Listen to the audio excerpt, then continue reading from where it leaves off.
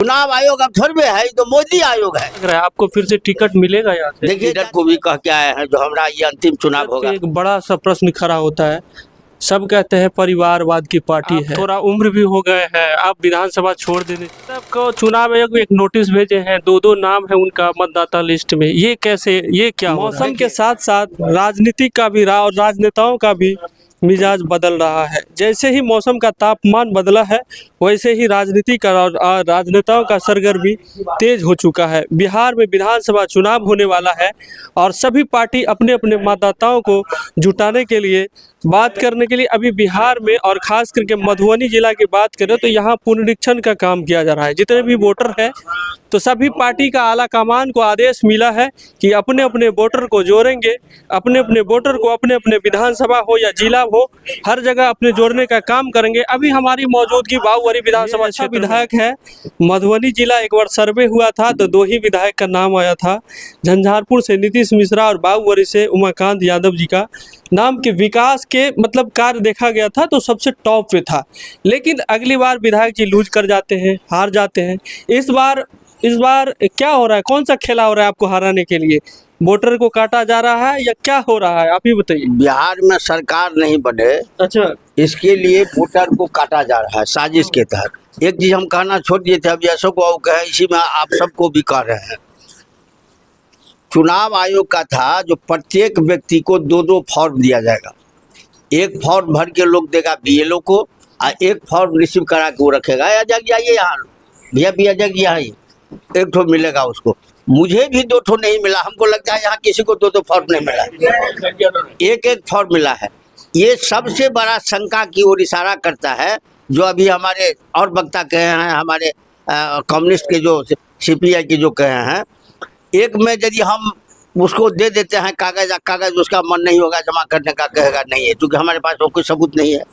तो ये पूरा साजिश है जो बिहार में वोटर कभी हमारी सरकार बने, गरीब गुरबा को जितना उसको पेंशन देना पड़ता है या जो सरकारी सुविधा देना पड़ता है उसमें हम कमी करें। कल हो कि इसको हम जेल में बना के रखें जो हमारे देश का नागरिक ही नहीं। चुनाव आयोग पे सवाल खड़ा कर रहे हैं।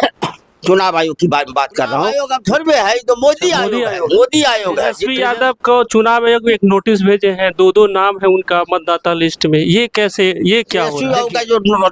तेजस्वी बाबू का जो आईडी था उस आईडी का नाम नहीं है। दूसरा आईडी कैसे बना ये तो चुनाव आयोग न कहेगा। 2 ठो आईडी कैसे बना?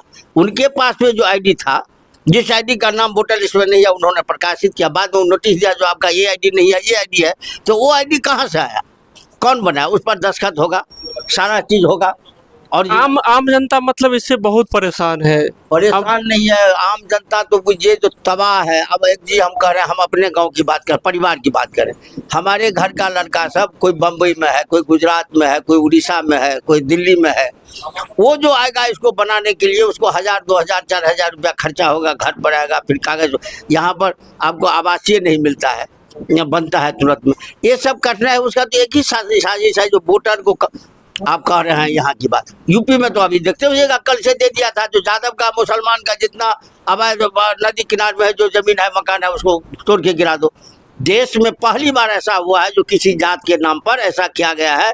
यूपी में कलेक्टर ने आदेश दिया, जिस कलेक्टर के आदेश को फिर राज्य से भी मिला जो यादव का और मुसलमान का जितना भी मकान है उसको तोड़ दो।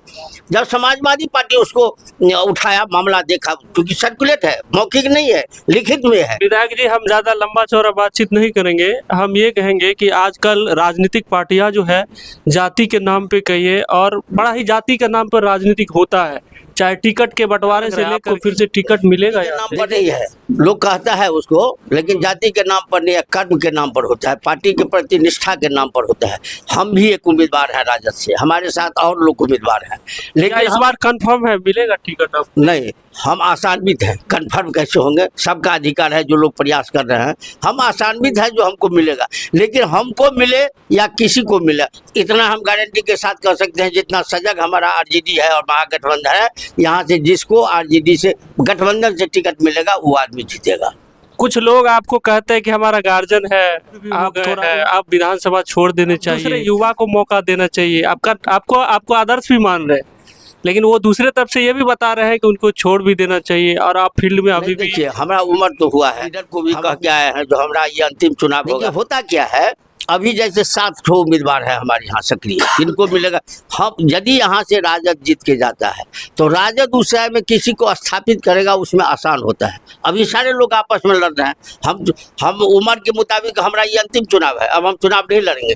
लेकिन जब तक हम स्वस्थ रहेंगे तब तक राष्ट्रीय जनता दल, आदरणीय लालू प्रसाद जी का पार्टी, आदरणीय हमारे आइकॉन देश के तेजस्वी जी के पार्टी का, हम लोग हर समय उसके वर्कर के रूप में काम करेंगे। जो आएंगे उसको जिताएंगे। बाबूवरी का एक इतिहास रहा है कि जो यहाँ से विधायक बनते हैं, जिस पार्टी का विधायक बनते हैं उसी पार्टी का सरकार बनते हैं।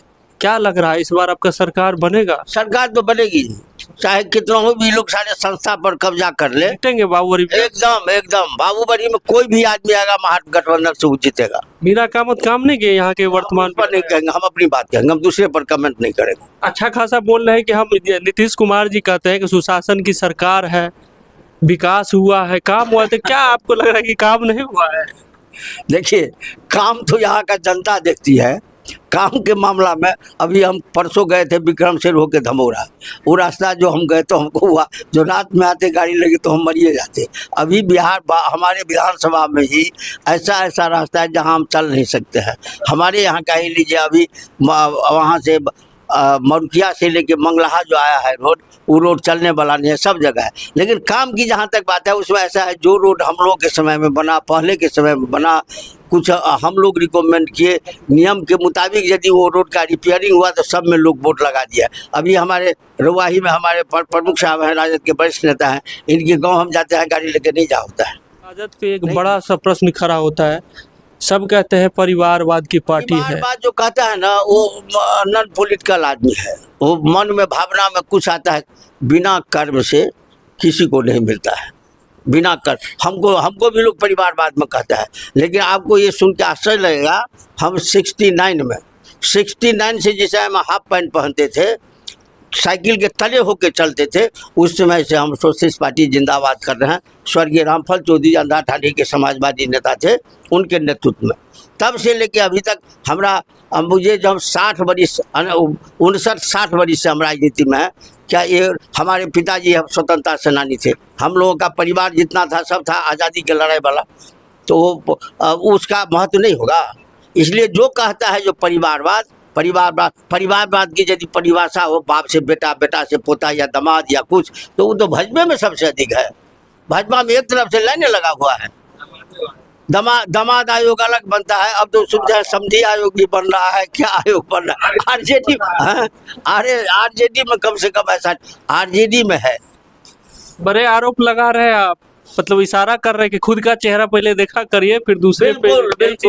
बिल्कुल आरएसएस वाला, भाजपा वाला, देखिए इस देश को तो भाजपा जो है आरएसएस के मुताबिक चलता है, तो मनोवादी शासन करता है, बनाता है, उस दिशा में बढ़ भी गया। अभी के लिए इतना ही। वीडियो देखने के लिए बहुत बहुत धन्यवाद। आप इंतजार रहेंगे कि यहाँ से विधायक जी को टिकट मिलता है, चुनाव जीतते हैं, या आखिर किसी कोई और उम्मीदवार को टिकट मिलता है, या क्या होता है, कैसे चुनाव की रणनीतियां होती हैं। मिलेंगे आपको पूरा बाबूवरी विधानसभा के एक एक चीज दिखाएंगे।